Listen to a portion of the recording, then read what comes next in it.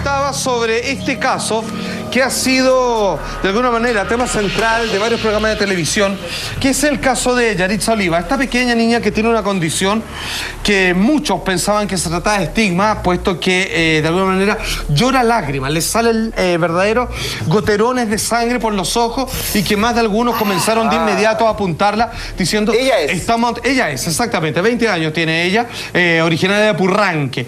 Bueno, entonces comenzaron a decir que ese es un milagro o es sencillamente una condición, una enfermedad genética de algún tipo. ¿Esto le sucede hace tiempo o hace pocos meses, digamos? Comenzó a manifestarse más fuertemente en este momento y es por eso que, digamos, ella ha acaparado las noticias. Mira. No, es bien terrible. ¿Es cuando tiene pena y le dan ganas de llorar? ¿Sus lágrimas son de sangre? No es que llora sangre, sino que le sale sangre como lágrimas por su cara.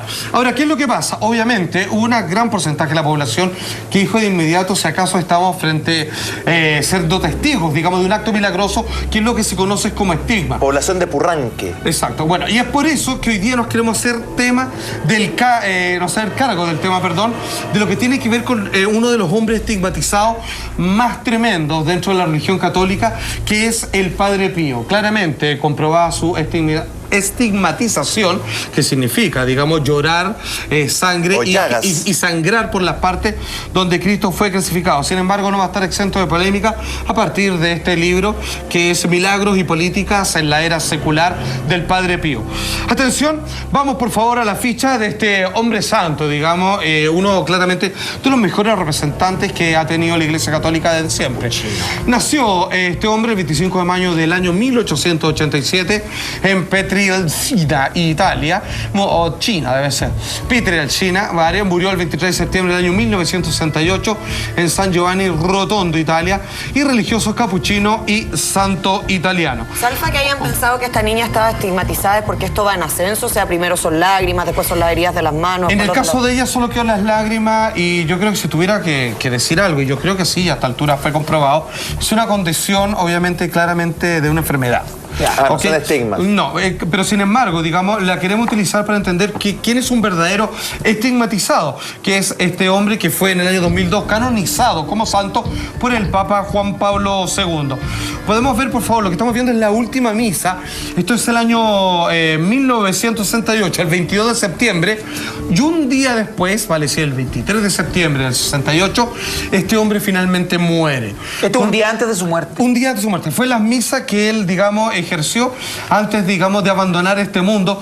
Una vida cargada de todo tipo de milagros. Los estigmas son solo uno de las tremendas propiedades y prodigios que el hombre podía hacer en nombre del Señor. ¿Eso se podría denominar como un don, como algo bueno? como que Oye, buena pregunta.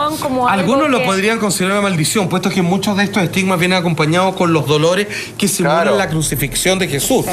Y en otros casos, digamos, simplemente es un don porque él es un intercomunicador válido. No lo puede controlar. ¿No puede controlarlo? No puede controlarlo. No depende de él. Él no, espontáneamente no puede invocar esto, sino que generalmente sucede en fechas de origen santo, como por ejemplo, obviamente, la misa de Ramos, etcétera, etcétera.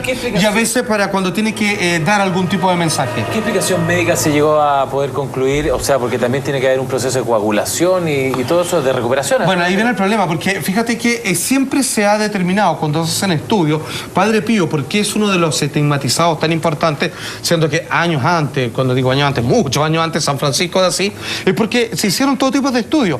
Su sangre era la suya. No se infectaba, no coagulaba, sin embargo tampoco, digamos, padecía de algún tipo de anemia, porque, digamos, podía en una sesión una cantidad, digamos, de más de 2 litros de sangre. Podía desangrarse. Cualquier persona, claro, por lo menos te desmayas. Sin embargo, él comenzaban a ver que esta herida, siendo que tenía una mano completamente normal, comenzaba a abrirse espontáneamente y a generar por borbotones estos, digamos, coágulos de sangre, que, perdón, no coágulos, sino que borbotones de sangre que nunca terminaban por secarse. ¿Y luego cicatrizaba solo? Sin infectarse ni nada, sin ningún problema. Pero absolutamente, eso es un puente a la gente que cae en esto de la posesión y que tiene que ser exorcizado.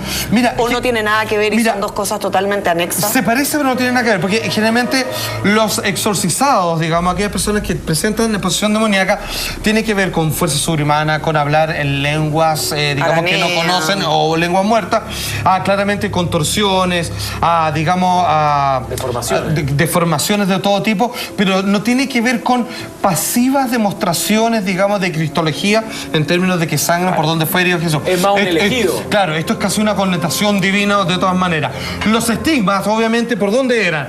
Por las manos, generalmente por las palmas, hombros también, troncos y pies. En los pies, obviamente, en la parte del empeine, que es precisamente misma parte donde donde se fue. clavaron, y el tronco probablemente entendiendo por la lanza de Longinos, donde fue, digamos, para darle la muerte final a un costado de Jesús. Mucha atención. Ahí podemos ver las manos, digamos, que a veces cuando venía esto en plenas misas o en plenos discursos, se comenzaban a formar, digamos, estos como pequeñas cicatrices que permitían que luego pudiera zafar, digamos, y quedar completamente sanita sus palmas, pero con una gran cantidad de sangre que comenzaba a chorrear y que luego se iba secando, de una verdadera costra ¿Y gigante. él se hace cura o entra, digamos, a la curia producto de estos estigmas que él tiene cuando joven, o esto le viene ya siendo cura? No, ya era cura, realmente. De alguna manera, como ha ocurrido con todas las personas que sufren estigma. Fíjate que es curioso. Nunca he conocido a nadie que, siendo que se le han comprobado sus estigmas, se haya metido en una orden religiosa. Sin embargo, muchas más veces ha ocurrido que alguien, ya perteneciendo a alguna orden, comienza en algún momento de, obviamente, su religión, a manifestar, digamos, estos hechos claramente inexplicables. Te lo pregunto, y tomando en cuenta las historias que hemos escuchado de la Iglesia Católica, y por un lado lo perverso que son y cómo operan, ¿esto era efectivo o había acá una cosa casi teatral para los fieles de hacer creer que el Padre Pío? Porque, mira, aquí no lo bonito. digo, con lo que uno cada vez tiene menos confianza en la Por supuesto. iglesia. Entonces, Fíjate que si bien especial. algunos de Claro. estos estigmas, digamos, eran mostrados en público, no es que, ¡oh, está sangrando, traigan a todos! No era un show. Sin embargo, muchos de estas cosas ocurrieron en el interior, digamos, con el resto, digamos, de sus compañeros de fe. De hecho, les digo, ¿cuándo fue la vez primera que aparecieron estos estigmas? El 20 de septiembre de 1918.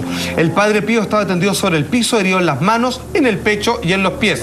De la herida brotaba una gran cantidad de sangre, lo que obviamente al principio todos pensaron que estaba herido nada más, luego se dieron cuenta que él no presentaba ningún tipo, digamos, de anemia, digamos, o descontrol de su cuerpo, y luego se sanaban. Y lo último, tuvo estigmas durante 50 años, vivió estos procesos de divinidad.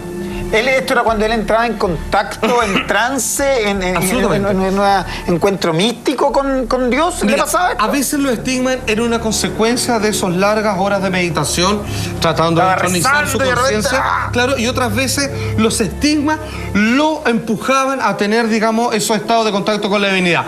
Tenemos un video que cuenta fehacientemente, digamos, leído a partir de los escritos del propio Padre Pío, cómo fue esto de la aparición de los estigmas en su cuerpo, la sorpresa, el desconcierto y finalmente la dicha de saber que era un elegido. Mira. Ayer por la tarde me ocurrió algo que no sé explicar ni comprender. En medio de la palma de la mano apareció una mancha roja de 1 centímetro de diámetro, acompañada de un intensísimo dolor. En la mano izquierda el dolor es mayor, hasta el punto de que todavía sigue atormentándome. Bajo los pies también lo siento. Ahora me queman las manos, los pies y el corazón, como si un hierro al rojo vivo me los acuchillara.